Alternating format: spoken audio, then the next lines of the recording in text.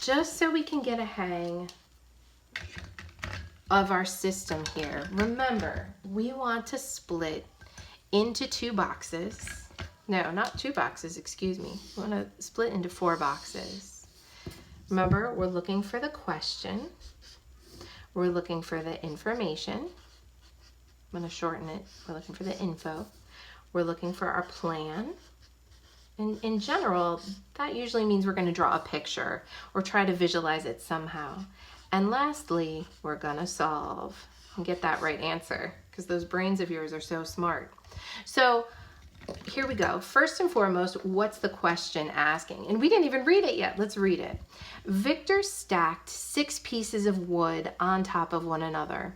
If each piece was 6/8 of a foot tall, how tall was his wood pile? Here's my question. How tall was his wood pile? I'm going to write that down. How tall was his wood pile? Now, what information am I going to use? Remember, I want to collect the numbers, but I also want to collect the units that go with the numbers. So I've got 6 pieces of wood.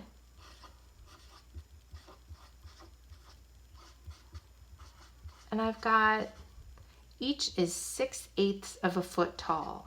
6/8 of a foot tall.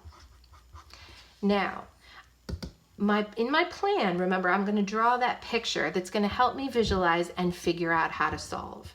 So I've got 6 pieces of wood, right? How about here we go. That's not too bad for a log, right?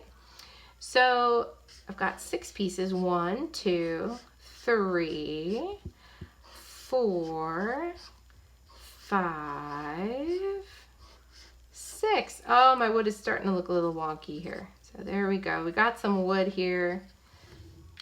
It's looking almost like wood, right? So each one of these pieces is 6/8 of a foot tall.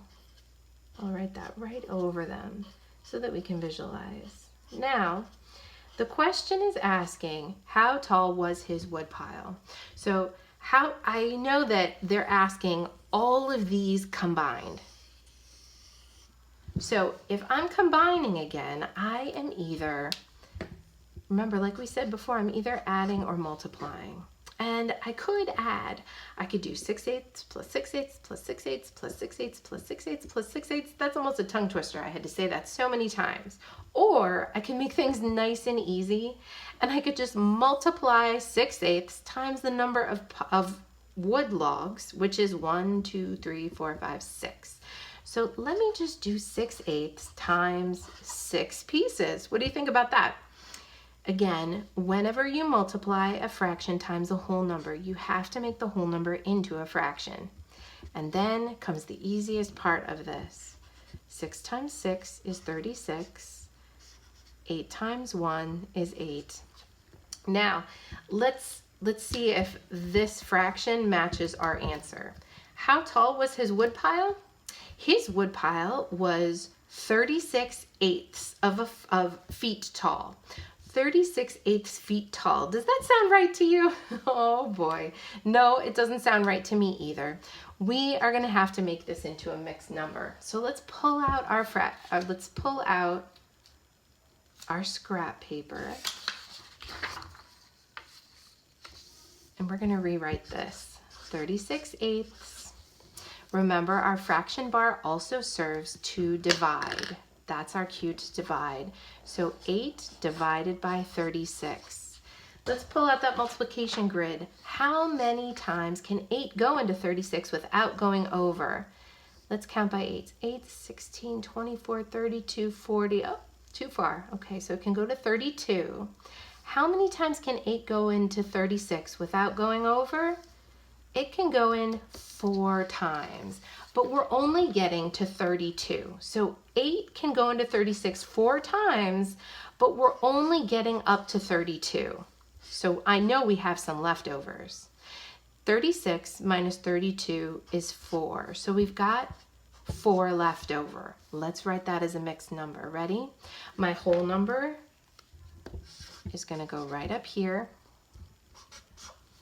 And my leftovers are going to go right up here. 4, and then we're going to bring over our denominator. 4 and 4/8. Now, does 4 and 4/8 feet tall sound better? Definitely. It sounds better to me as well. But guess what? This number still needs to be simplified a little bit. I'm going to have to find the factors of 4 and 8 so that I can simplify this. So real fast, let's just look at the factors of 4 and 8.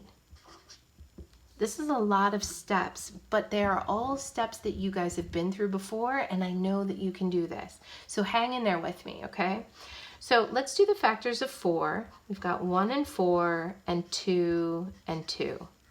And our we'll need to write 2 once. And our factors of 8 are 1 and 8 and 2 and 4.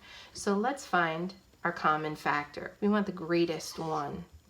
There we go. So I'm going to divide both my top and bottom number by 4.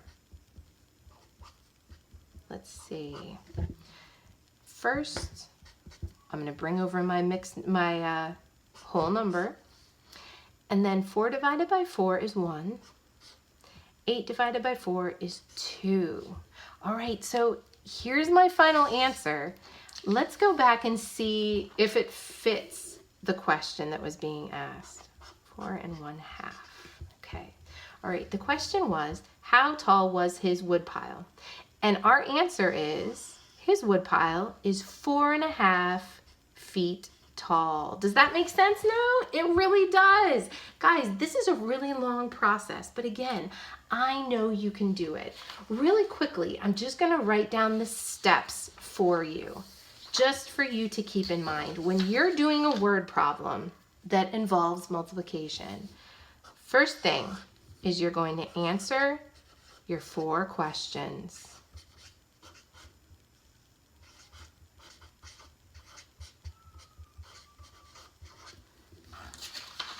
You're going to make a grid. You're going to ask yourself, what's the question asking? What information is being used? Make a plan and then solve. After that, after you've solved, you have to convert your fraction.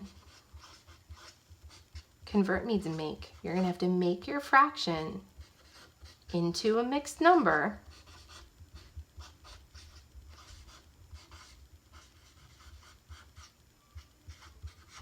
And number 3, you're going to have to simplify.